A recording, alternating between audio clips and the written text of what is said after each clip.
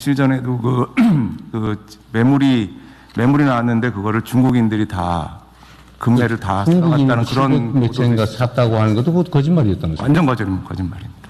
그 왜 그런 식의 거짓말 기사를 쓴 거예요, 도대체? 통계 자료를 자세히 보면 다 나오잖아요. 이게 외국인 총거래량이라면서요? 예, 그렇습니다. 그 중국 현고증 뭐 이런 거 유발하려고 일부러 그러는 거죠. 근데 그런 걸 어떻게 그 법무부에서 보면 그건 처벌 대상 아닙니까? 명백하게 가짜 뉴스 쓰는 거? 처벌 조항 없나요? 이재명 대통령이 중국인의 서울 강남 아파트 대량 매수 의혹을 다룬 일부 경제 매체 보도를 명백한 허위 기사라고 비판하며 책임론을 제기했습니다. 이 대통령은 SNS에 특정 경제 매체 보도를 거론하며 중국인 서울 강남 아파트 944채 기습 매수라는 내용의 영상 기사를 냈다가 삭제했다며 확인 결과 올해 1월부터 4월까지 강남구 집합 건물 중국인 매수자는 5명에 불과했다고 밝혔습니다. 국토교통부도 앞서 올해 1월부터 4월까지 서울에서 집합 건물을 매수한 외국인은 모두 592명이고 이 가운데 중국인은 218명이라고 설명했습니다. 특히 강남구 중국인 매수자는 5명에 그쳐 강남 아파트 싹쓸이라는 보도 내용과는 차이가 크다고 반박했습니다. 이 대통령은 해당 보도에 대해 혐중 선동 재료로 사용될 수 있게 의도적으로 만든 가짜 뉴스로 추정된다며 언론이 혐중을 부추겨 나라와 국민에 무슨 도움이 되겠느냐고 지적했습니다. 이어 엄중하게 책임을 물어야겠지요 라고 덧붙이며 허위 왜곡 보도에 대한 강경 대응 가능성을 시사했습니다. 그런데 아침에 내가 기사를 하나 봤는데 그게 뭔 말인지 잘 모르겠던데 제가 국무회의 방에도 올려놨잖아요. 이번에 보다 내가 참 기가 차서 그냥 보다 중간에 말아버렸는데 이번에 비거주 1주택 소유자들도 집을 팔 수 있는 기회를 주자. 네.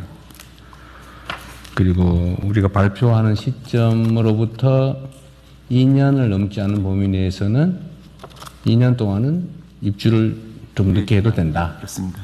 이래놨더니 그게 세입자들의 계약갱신 청구권을 침해한 거다? 뭐 이런 식으로 써놨던데 그게 말이 되는 소리예요? 전혀 사실이 아니기 때문에 예, 임대차보호법상 아니 그건 당연히 세입자의 권리고 2년 지나도록 아직 기간이 갱신을 하게 되면 세입자 살 사람이 못 사겠지. 예, 세입자 동의를 안 하면. 동의를 해야 줄일 수가 있는 거지. 세입자의 갱신 청구권은 그대로 유지되는 거잖아요. 네, 그렇습니다. 법에 의해서. 그런데 무슨 기사를 그렇게 가짜로 조작질을 했었습니까?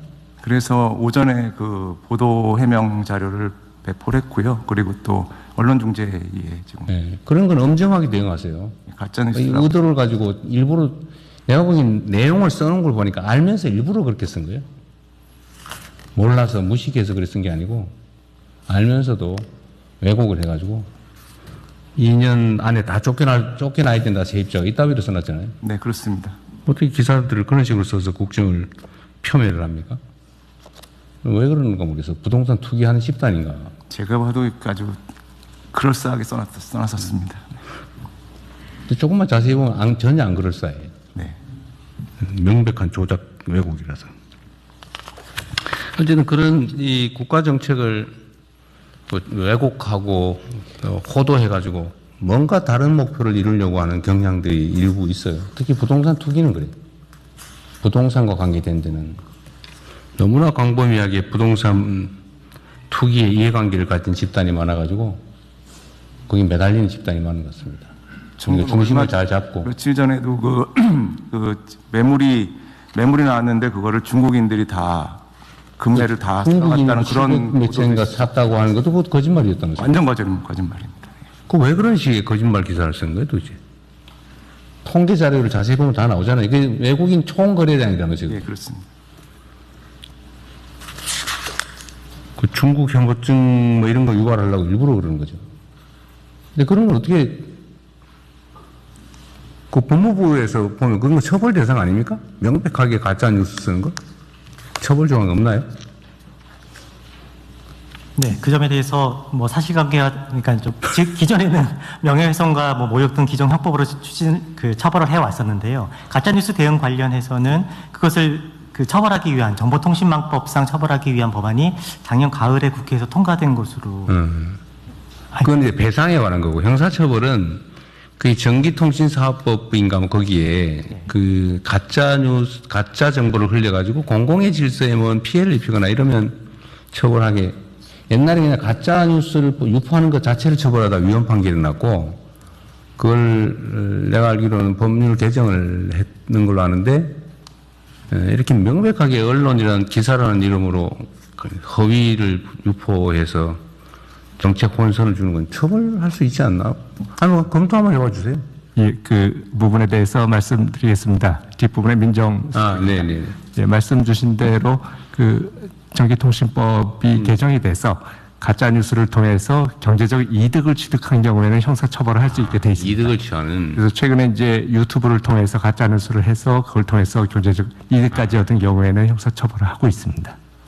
그 약간 점잖아 보이는 그 지면 기사, 인터넷 기사를 쓰는 것 자체는 처벌하기 어렵겠네요. 그 그렇습니다. 그게 영리를 얻을 경우에 한해서 이제 처벌하게 돼 있고, 그 외에 이제 구체적으로 명예훼손이나 모욕이 있을 때는 형법으로 처벌하고 있습니다. 이상입니다. 정부 정책을 왜곡 조작하는 가짜 기사를 쓰는 경우는 처벌하기가 당장 쉽지는 않겠네요. 하여튼 그 관련 부처들이 네. 정정보도 청구를 하든지 반론보도 청구를 하든지 해서 이런 건 확실하게 책임을 물으세요. 그냥 나중에서도 한참 지난 다음에 그러면 그 제목 고쳐줄게 이래가지고 또 대충 넘어가잖아요. 저희 직원들이 아주 굉장히 어렵게 만든 정책을 한순간에 망가뜨린 거기 때문에 적극적으로 대응해야 된다고 생각하고 있습니다. 그것도 얼마나 고민해서 만든. 그런 것도 있어요. 그 기사 중에 맨날 막 바뀐다. 뭘 바뀌기는 똑같은 거죠. 물론 이 발표하는 시점으로부터 2년을 허용해 준 거잖아요. 네, 맞습니다. 저번에 다주택자는 그때로부터 하니까 3개월 편차가 생겼나 본데 그거 똑같은 기준으로 한 거잖아요. 그 부분도 해명 같이 했습니다. 네. 하여튼 다른 부처들도 마찬가지로 이런 거 그냥 넘어가지 마세요.